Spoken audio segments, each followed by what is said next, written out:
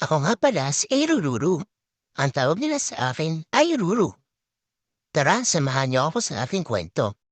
Ngayon nga pala, pinasyal ako ni Dadosh. Pumunta kami dito sa Poe Park.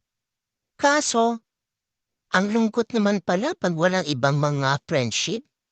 Hinahanap ko nga sila dito kaso ako lang mag-isa. Anong gagawin ko kaya dito?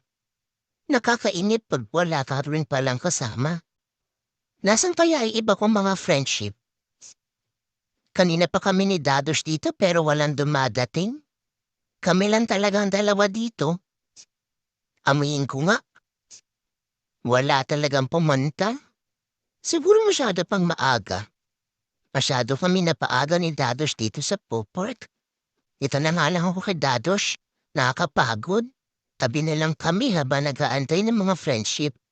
Sana may dumating na para may kalaro na ako.